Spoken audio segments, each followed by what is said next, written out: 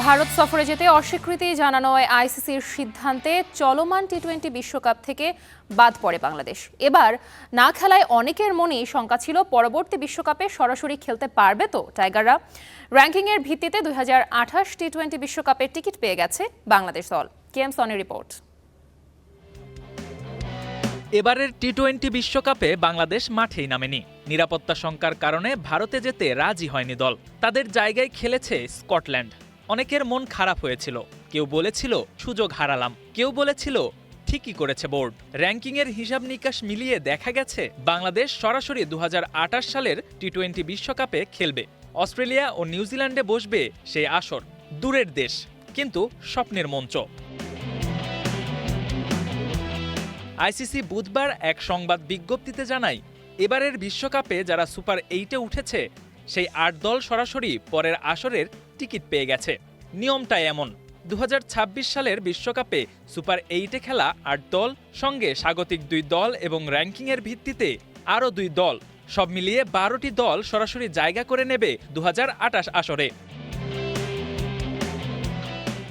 এবার সুপার 8-এ উঠেছে Bharat, England, Pakistan, South Africa, Sri Lanka, New Zealand, West Indies ও জিম্বাবুয়ে। তারা সবাই নিশ্চিত হয়ে গেছে। অস্ট্রেলিয়া এবার গ্রুপ পর্ব থেকেই বাদ পড়েছিল, কিন্তু 2028 বিশ্বকাপের স্বাগতিক হওয়ায় তাদের জায়গা নিয়ে কোনো প্রশ্ন নেই। স্বাগতিক মানেই সরাসরি সুযোগ।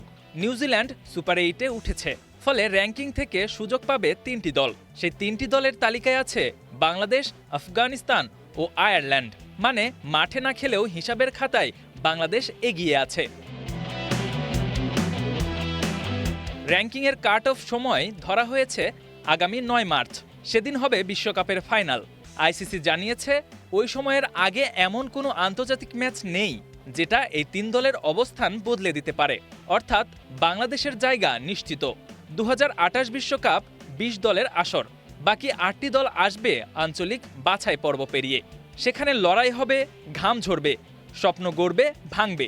কিন্তু বাংলাদেশের জন্য সেই দরজা পার হতে হবে না।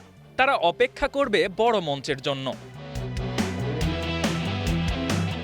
কখনো কখনো জীবনে এমন হয়, আপনি কোনো অনুষ্ঠানে যেতে পারেননি, মন খারাপ হয়েছিল, পরে দেখা গেল পরের অনুষ্ঠানের আমন্ত্রণপত্র আপনার নামেই আগে চলে এসেছে।